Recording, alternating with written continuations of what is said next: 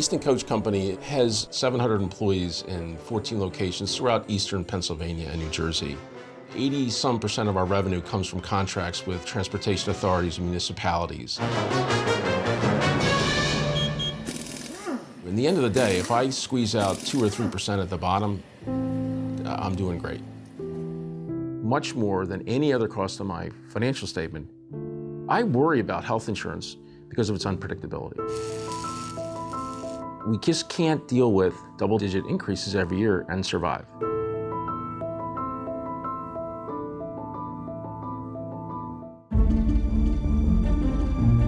Over the last 10-year period, healthcare costs have grown radically. It's over $2 million for 150 people on our plan. We've seen seriously ill people costing our plan for $500,000 each.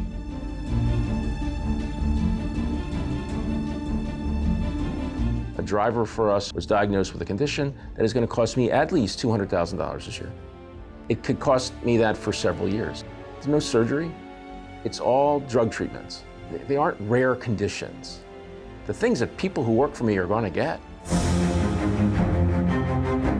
We've got 4% of the world's population, and we're paying 40% of the world's drug bills.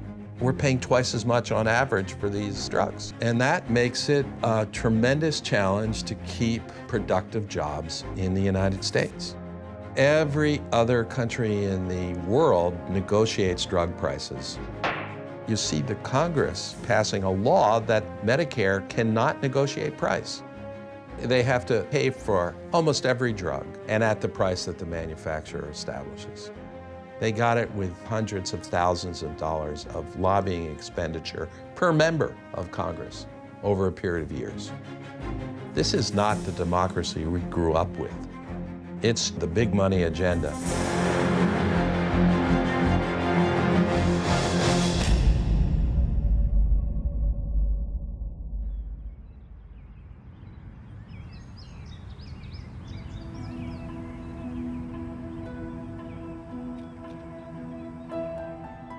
Every law and rule is scrutinized by lobbyists, and that ensures that, in combination with the contributions, that every law and rule is spun to the advantage of the special interest, which means that almost nothing is ever advanced, in the common interest, which fundamentally undermines the republic.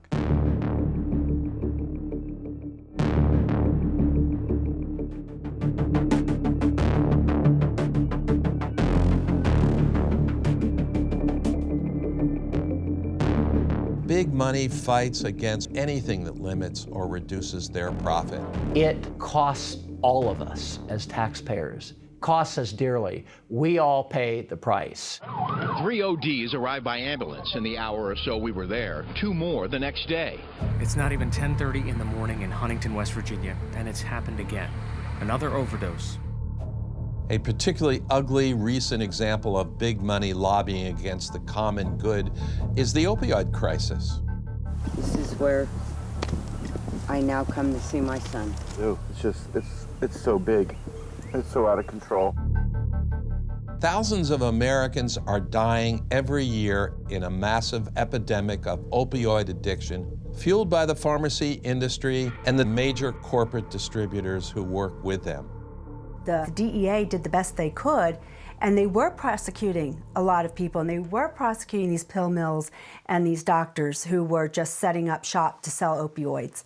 But then there were things that went on with lobbying Congress for laws that basically tied the hands of the DEA. James died in 2014, in August. At the time, he was struggling with addiction, and I was a member of a parent support group. I believe we've now lost 22 children from one small support group, and we are losing 58,000 people in this country to overdose every year. Of those people who die of a heroin overdose, 80% of them became addicted first to prescription painkillers. I didn't really think I had to talk to my son about drugs that were prescribed by a doctor. Jake was an awesome kid. When he walked into the room, his eyes just sparkled when he smiled, and he was always laughing and happy. He was going to college. He had a job. You know, he had lots of friends. He had a bright future ahead of him. One small town in West Virginia of 390-some people got shipments of 9 million opioid pills over the course of a few years. The DEA whistleblowers we talked to said that happened again and again and again. With over $100 million in lobbying money and millions in campaign contributions, Farmer was able to pass a law that severely restricted enforcement. Why are these people sponsoring bills when people in their backyards are dying from drugs that are coming from the same people that these bills are protecting? I don't know how any politician voted to gut the enforcement of the regulations around opioids. It's reprehensible. Congress's restriction on the DEA's ability to do strict opioid enforcement is just one tragic example of the damage done by the big money agenda. Just as Big Pharma manipulated Congress to protect their distribution of dangerous opioids, Pharma has also made sure that Congress protects its ability to impose higher and higher pricing on the medicines that people need. Prices for branded drugs are generally twice what is paid in other countries. Out-of-control pharma prices cost us all in higher insurance premiums, higher taxes, and flat wages. Pharmaceutical companies have been able to protect a very profitable status quo because of their ability to spend so much money to influence elections and legislation. Big Pharma alone spent $2.5 billion in the last 10 years lobbying Congress. It cost our citizens billions of excess dollars and forces millions of our citizens to avoid taking the drugs that they need. Big money fights against reform across a wide range of issues. The influence of these different sectors, from pharma to the fossil fuel industry to the chemical industry and the like, are exerting tremendous influence on the politics here in America through the influence of their monies being poured into elections and lobbying. But we also see them pouring money into the U.S. Chamber of Commerce. And that's really working at the detriment of many other businesses across the country. The U.S. Chamber of Commerce does not represent small and medium-sized businesses like my business. The U.S. Chamber of Commerce is a reliable ally for big business, for the pharmaceutical industry, for the insurance industry, for any industry able and willing to write a big check to the U.S. Chamber. And with that big check, they can get assurance from the Chamber that they will lobby on the industry's behalf. I've run political campaigns for 20 years. I have told people at local Republican meetings for 2 decades that the U.S. Chamber is not your friend. The Chamber and big business are the friend of whoever just won. The small business has no chance. And that's the aha moment for a lot of conservatives, and they realize, oh, that's right. Your entrepreneurs are your conservative base. The small and mid-sized business community is the foundation of the American economy. We serve an important role. We employ people. Well, I put food on the table of 700 households. Their well-being is in our hands. I think that should get me some influence, but the truth is it doesn't. How do we fight against these people that are putting hundreds of millions of dollars up against us? Forces within the economy continue to exist and profit because they're able to write the rules and rig the game. And that's not capitalism. That's 100% cronyism. Cronyism is when big money people fix the rules of the game. As a business person, I'm offended by cronyism. I want a level playing field. What we typically see in crony capitalism is a situation in which very large corporate interest or special interest are able to keep small businesses from getting into the marketplace. Whenever a patent period for a significant branded drug comes due, the company will go to its allies in Congress. They will do everything behind the scenes to prevent generics from coming in and lowering our prices. That's cronyism in action. Whenever a piece of legislation comes before Congress that would have a broad positive effect on the common good, it either gets derailed or gutted. things that the American public want just aren't considered seriously. There may not be any better example than the debate over health care that led to the passage of the Affordable Care Act. We are done. During the debate over what became the Affordable Care Act, more than 4,500 lobbyists swarmed the Capitol. That's 8 lobbyists for every member of Congress. $1.2 billion was spent overall. Pharma alone spent $266 million to make sure that the Affordable Care Act would not include any controls on drug prices.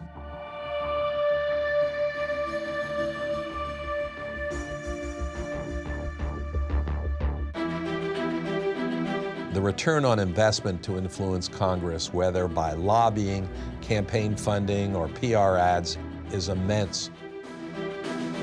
The Sunlight Foundation did a several-year study to track the payoff on lobbying and campaign finance investment. They found that while Big Pharma spent tens of millions of dollars lobbying to prevent Medicare from negotiating drug prices, it got pharma tens of billions of dollars in profits in return.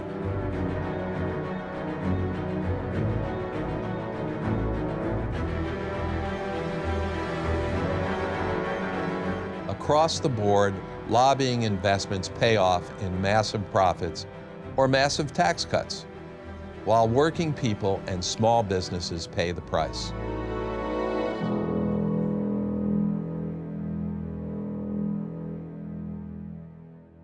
The current political system denies citizens equal representation inside of a representative government. Our democracy is at stake with this issue. What our founding fathers had in mind about the principles and the integrity of our system.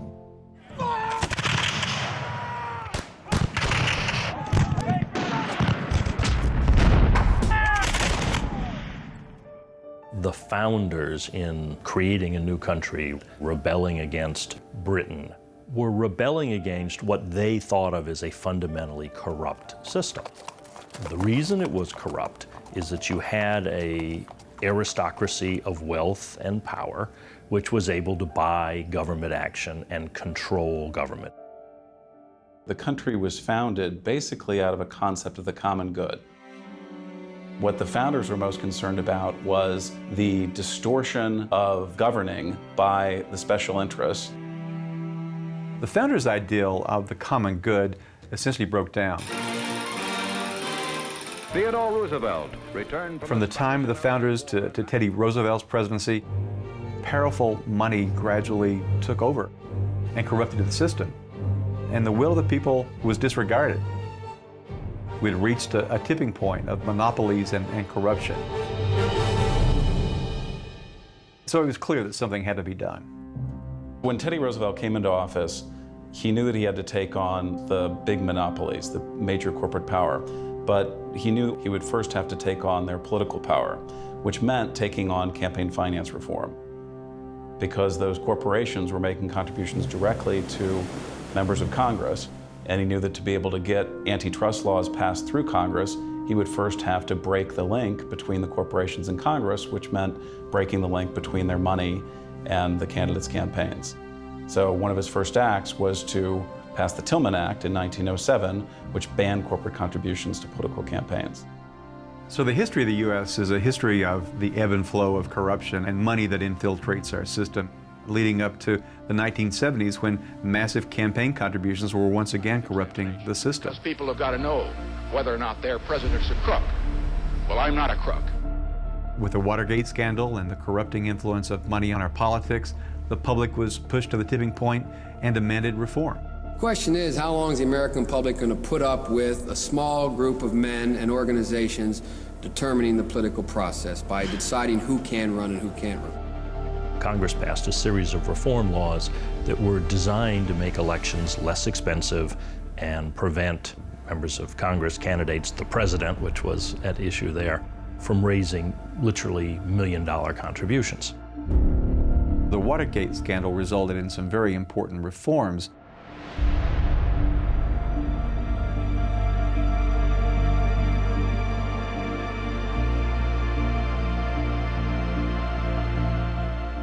Most Americans wanted to clean up politics right after Watergate. A Republican president said the times demand this legislation. Now, most of those safeguards and those rules after Watergate have eroded and been disregarded completely by the political class. We thought we had corruption under control, but again, corrupting money flowed back into our system. I would have thought we'd learned our lessons from the Watergate scandal, that having huge sums of money contributed to groups controlled by candidates or to political parties is simply a danger sign for a democracy. Citizens United was a Supreme Court case that was handed down in 2010. What the majority argued in that decision is that corporate spending in a political context was an act of speech and therefore should be unregulated. It should be limitless. The court in the Citizens United case has said a whole lot of things that I would think appear corrupt, most citizens would think appear corrupt, are not in fact, as a legal matter, going to qualify as corruption. I'm afraid, at least for the time being, that's going to be the case because of the most misguided, naive, uninformed, egregious decision of the United States Supreme Court, I think, in the 21st century. When Richard Nixon was drawn into legal trouble because of the influence that was peddled inside the White House, where people would bring suitcases filled with like $250,000. That won't happen today because nobody needs to do it in such a crude way today. All you need to do is to wire money to a super PAC, and that's perfectly legal, even though it has exactly the same effect on the president or on a member of Congress. All those things we were worried about, that never happens anymore. What happens is the equivalent in legal form ratified by the structures that the Supreme Court has forced onto our political system, such as super PACs. Super PACs by law are not supposed to be coordinating in any way with a candidate's campaign, but it happens all the time, and it does because the FEC is just paying no attention to this. What is a super PAC? It raises and spends money making public ads that impact individual campaigns. Single-payer healthcare, sanctuary cities, job-crushing taxes, and big cuts to our military. Pelosi's San Francisco values are wrong for America. There is money that is surging in, hundreds of millions of dollars, that wasn't there the day before the Citizens United decision.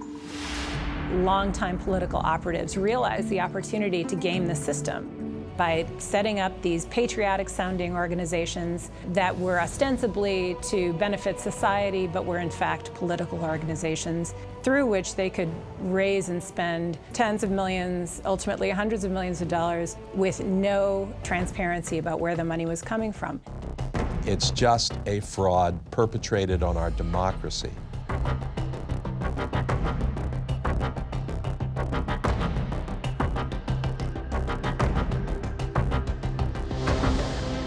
By federal law, there's a legal limit on the amount an individual can directly donate to a candidate for Congress. The current maximum is $2,700 per election. The law was passed by Congress to minimize the influence by an individual on the political process. The very idea of campaign donation limits has been undermined by super PACs. Super PACs can funnel unlimited amounts of money that support the candidate, but technically are not coordinating with the candidate's campaign. And the money can be given anonymously. Super PACs pump in millions of dollars running negative ads, often spending more than the candidate's official campaign. Unlimited and anonymous money in campaigns is fundamentally undermining the democracy. It's against the expressed intent of Congress. The Citizens United Supreme Court decision opened the floodgates to unlimited dark money.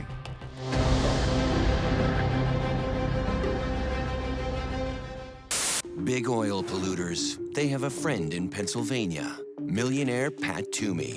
What's the truth? Katie McGinty helped steer millions of our tax dollars to favored contracts. Toomey versus McGinty in 2016 in Pennsylvania. The most expensive senatorial race in the history of Pennsylvania. 70% of the money raised by outside groups. Katie McGinty has no shame. Club for Growth Action is responsible for the content of this advertising. He's helping big oil polluters and millionaires, not the rest of us. LCV Victory Fund is responsible for the content of this advertising. 20,000 TV ads over a 2-3 month period in the Philadelphia region alone, drowning out the natural discourse that we would expect between the candidates so that we could properly evaluate the worth of one candidate versus the other. It undermines the fundamental intentions and purpose of an election. If you step back and you ask, well, so how much did the people learn? Nobody is understanding anything. All they are getting is reasons to hate one side or the other. Politics of hate is quite fruitful. In just the Missouri race for U.S. Senate, incumbent Republican Senator Roy Blunt and Democratic challenger Secretary of State Jason Kander have raised around $14 million. Most of that money comes from sources outside of Missouri. Now, many people in the U.S. have negative feelings about so-called dark money. It's the money that gets spent that never gets reported, that never goes into an FEC report, that never gets discussed in the news. And what we know is that when something is hidden, people behave very differently. And Quist has a long pattern of failing to pay his bills. He's even faced multiple warrants for not paying his taxes. And you don't know when those negative ads are going to be pouring into your district. It could be the last 30 days. The dark money, the secret money, the super PAC money that's flowing in, are all these snakes now under the rock. But when you lift that rock up for our electoral system, you know it's poisonous, it's negative. It is not good for the system. John Ossoff really wants you to think he's ready to be in Congress. I'm Han Solo, Captain of the Millennium Falcon. Sorry, Johnny, but the truth strikes back. Congressional Leadership Fund is responsible for the content of this advertising. The problem is in the third party, you pretty much can be as negative as you want, say anything you want with nothing to back it up. I mean, short of something that's going to put you in prison, you're free to hit as hard as you want. Are fiscal conservative leaders, men we admire, aspire to be, men like Tom Campbell, who would never lead us astray, his pedestal so high. Leaving but one way to fall. You know, the way Washington works, it's not based just on quid pro quos, like, I'll do something for you. It's also based on sort of the opposite, which is, if you cross us, I will destroy you. What they're being told is, you know, we happen to have this super PAC that has millions of dollars that destroys people.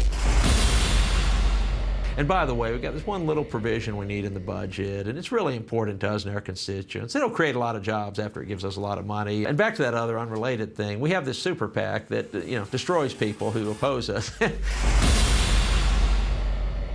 Dark money has an insidious impact on our politics, but lobbyist bundling and donating money directly to congressional candidates is an even more blatant example of corruption. The leadership of both parties generally tells them that losing a freshman seat is a disaster for them. So they tell them, your focus needs to be on getting reelected. So therefore, we're going to introduce you, in essence, to a bunch of people who have ready money, who can help you pay off your debt. Now, where's the easiest source of money for these people? The folks hanging around 2 blocks away, the lobbyists. They have their checkbooks out, they're dripping in money, they want to give you the money.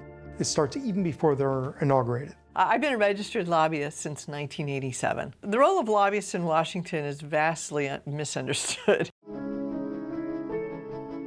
Most people ply their trade very much above board. You're trying to provide accurate information to members and staff.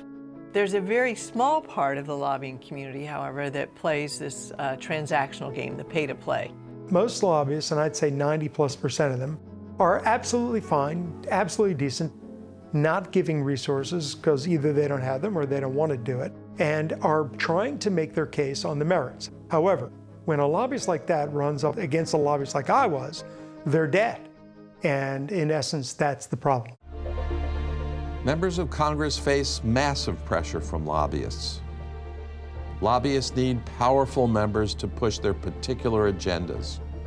Faced with hundreds of competing interests, the member has to choose what legislation they're going to fight for or fight against.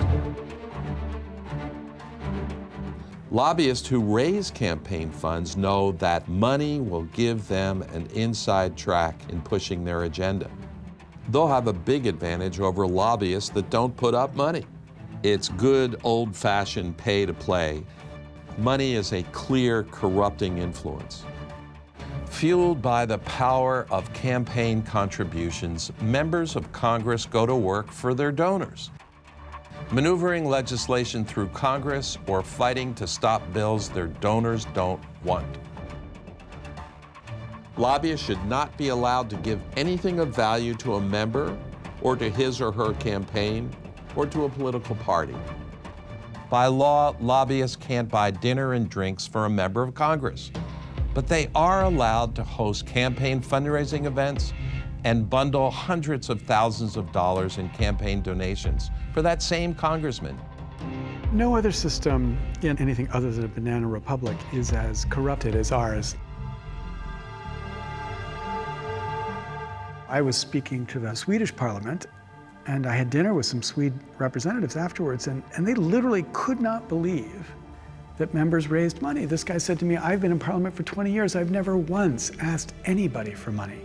And he said, "I can't even imagine how I could do my job if I had to be asking people for money."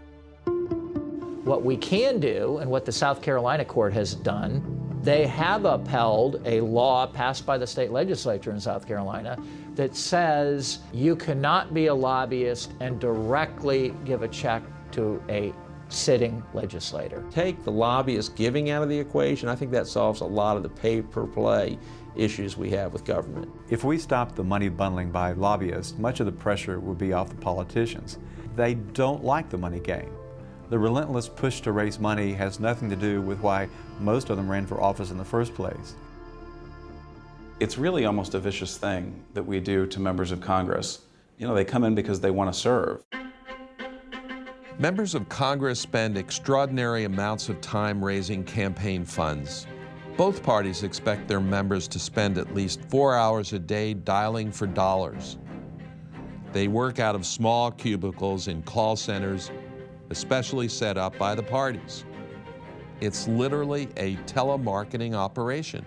House members are expected to raise over $2,500 a day. Senators, $15,000 a day. There is precious little time to effectively do their real job.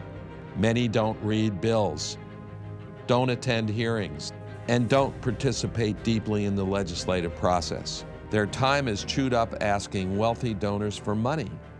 They are pressured to follow the agenda set by their donors, while ignoring the majority of their back-home constituents.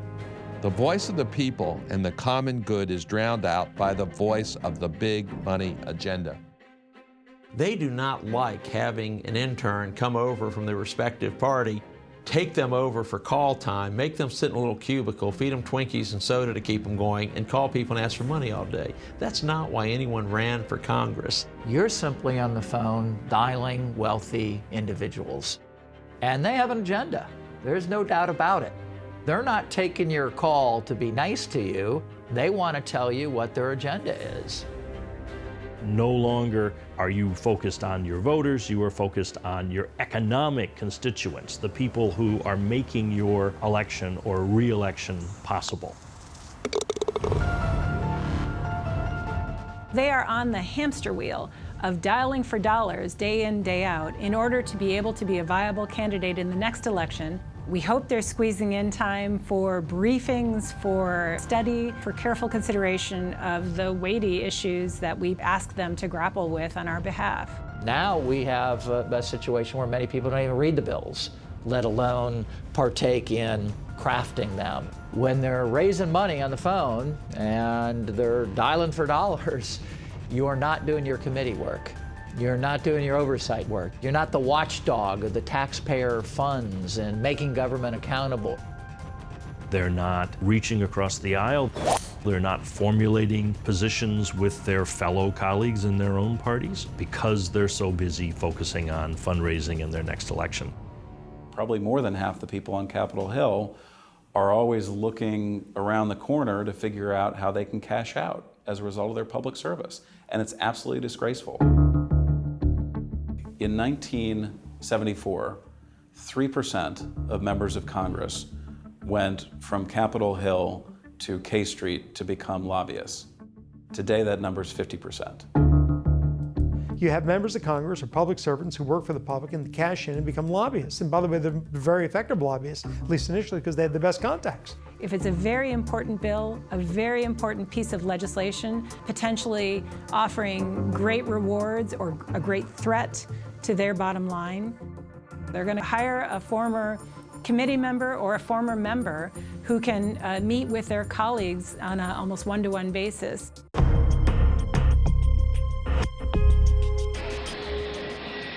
One of the many reasons why it's so attractive for members of Congress to leave office and become a lobbyist is because they make 10 to 20 times as a lobbyist what they could make as a member of Congress.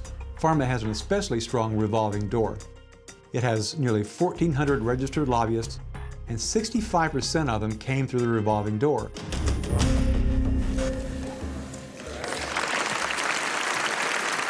Billy Tozan pushed through the Medicare Part D prescription drug bill that meant billions of dollars in profits for pharma.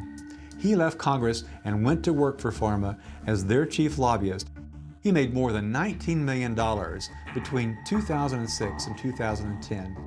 So there needs to be a longer period of time before a member of Congress can go into a lobbying job.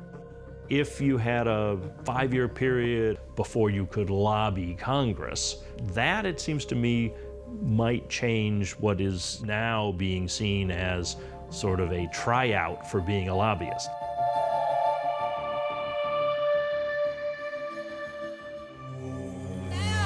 Mr. Senator Cotton, listen to this. You work for us. The American people across the board are saying enough is enough. This system stinks to high heaven. Tear it all down. The politicians who are in the game right now really understand how deeply screwed up it is. Oh, we haven't even begun. I'm not done with you yet. I got the mic, and I'm not going anywhere. Turn off the power. I got a very loud voice. This ain't over yet. California's Tom McClintock had to be escorted out by police. When I move around the country and talk to Republicans, when I look at polls of what Republicans are thinking, the people who are out of step here is the party leadership in Washington. The ideologues who are saying no regulation, the people in Congress who think they have a temporary partisan advantage. Both parties get money, especially when it comes to the pharmaceutical industry, where they've got lobbying teams covering both parties. They want to make sure that they've got control regardless of which party's in power. Data from Open Secret shows that for 2017, pharma contributed to 127 Democratic and 126 Republican congressional campaigns. And they contributed to 44 Democratic Senate races and 30 Republican Senate races. They have strategically spent money to maximize their influence over both parties. Neither party is doing this any better than the other party. Campaign finance reform has become a top-of-mind issue for conservatives. When you give, they do whatever the hell you want them to do. You better believe it. And you know what? When I need something from them 2 years later, 3 years later, I call them, they are there for me. I think money corrupts the process.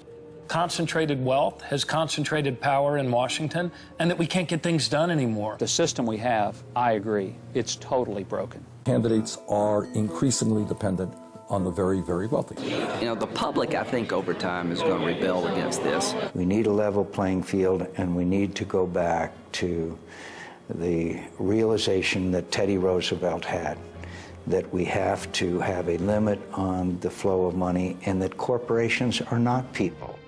I think that what you're seeing is actually the emergence of a right-left, cross-partisan movement to attack the hyper-concentration of wealth and power in this country. I'm all for this tax credit. For me, that's keeping $200 you're going to give the IRS and instead picking a candidate who will be a good steward of your money. Once someone gives a contribution, they get invested in their government. They start paying attention. They start talking to friends. They start getting friends to vote. They start having faith in the system again. We need to give citizens a stake back in their campaign finance system and local voters a stake back. I think if you can create this alternate funding that focuses the candidate back on their district, you fundamentally change how candidates run, how they're picked, and how they represent once they're in. And I think it would be very helpful to find a way to encourage local contributors, such as saying, if you raise money from inside your district or state, that is subject to a federal match. To give candidates and office holders an incentive to go back home and raise money, which is another way of connecting with voters, which is another way or leads to voters feeling that they're important again. We can reclaim our democracy with campaign finance reform. Limiting contributions to smaller amounts would increase the power of the common citizen and limit the power of big money. Combining small donations with a 4-to-1 match of public funding encourages candidates to raise money locally. A candidate that receives a $200 contribution would receive an $800 match from the government. A $200 contribution is worth $1,000 to the campaign. It reduces the influence of out-of-state money. Candidates become more responsive to their constituents. It moves the power back to the local voters. What we need is an amendment or a bill in Congress that publicly funds public elections. And if you required public funding of elections through the Constitution, or if you paid for it through Congress, then all of these corrupting dependencies can fall away. It's a certainty that if we spent the money on public financing of elections, matching small dollar contributions, we would save many times over what's being spent. As a business person, it makes total economic sense to publicly finance our campaigns. The tens of billions of dollars we could save through federally negotiating Medicare drug prices would save way more than we would spend on federally financing congressional elections. Connecticut, when they adopted their version of small dollar funded elections, in the first year, 78% of the elected representatives opted into that system voluntarily, because their campaign managers told them, look, it makes more sense for us to go out there and get votes than to spend all our time in cocktail parties raising money from rich cats. And if they opted into the system, they would no longer be spending all of their time focused on what the tiniest fraction of the 1% care about.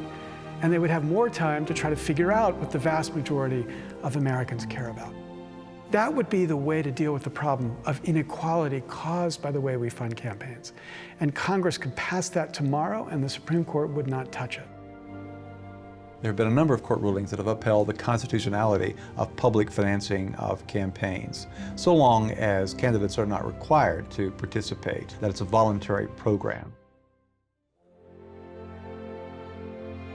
America will never be destroyed from the outside. If we falter, if we fail, it will be because we destroyed ourselves. That's Lincoln, and that's so true with money in politics.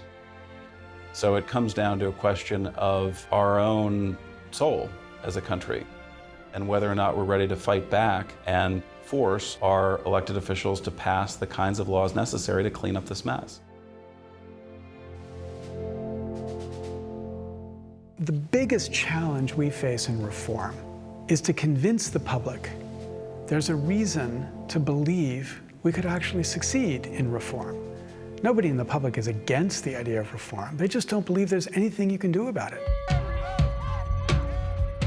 There's this visceral and understandable anger on the part of tens of millions of Americans, which they're expressing in opinion polls, saying, hey, Washington, wake up. Stop this game. We want it stopped. We're prepared to take action. Stop ignoring us. The only way you fight back back against money is to go and organize and to become involved in that system and to hold your elected representatives accountable. And you want to stand there, expect us to be calm, cool, and collective. Wow, what kind of insurance do you have? We have to just simply say we are powerful and start acting that way. That changes the public mood, it changes the political dynamics, and it changes the power leverage in our political system. If you look back at the civil rights movement, you look back at the women's movement, and the environmental movements, and even if you look back at the Tea Party movement, there's pretty good evidence that when people speak up and get organized, we know reform can be done. People have got to be willing to invest the time, the energy, their bodies themselves, and their passion. There is a movement in opposition of the big money agenda rising up across the country. We need to join these national organizations that exist and are actively pursuing legislation to stop this. The business community must participate in this movement. There is growing support for an amendment to the Constitution that would address many of the problems created by the Supreme Court's decisions on Citizens United and other court cases. And many states and cities around the country have passed resolutions calling for an amendment. And since the Citizens United decision was handed down, we've had states pass resolutions calling for a constitutional amendment. In Colorado in 2012, when they voted for an amendment to the U.S. Constitution to get back to controlling political money, there was virtually no difference between Republicans, Independents, and Democrats. They all voted within 70 to 75%, and it carried every single county in the state.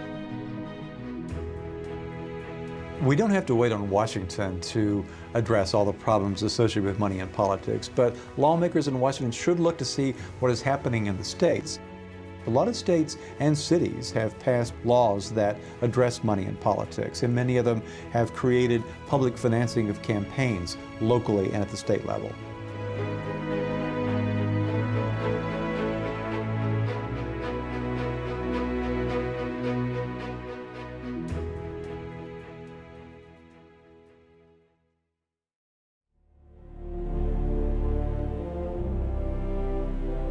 The solutions are straightforward. We need a constitutional amendment that gives Congress the authority to regulate the raising and spending of all money impacting federal elections. We need to overturn the Citizens United decision and not allow unlimited contributions to bogus nonprofits. No money should be dark, no source hidden. We need to require 100% transparency for all campaign spending. Lobbyists must be prohibited from raising campaign dollars. After leaving Congress, members must have at least a 5-year waiting period before being allowed to work as a lobbyist. We need to fund campaigns with small donor contributions. These locally generated small donations would then be supplemented with public funds. If we can accomplish these things, healthcare reform and other reforms are feasible. Let's remove the taint on our democracy and open the doors of reform for the common good.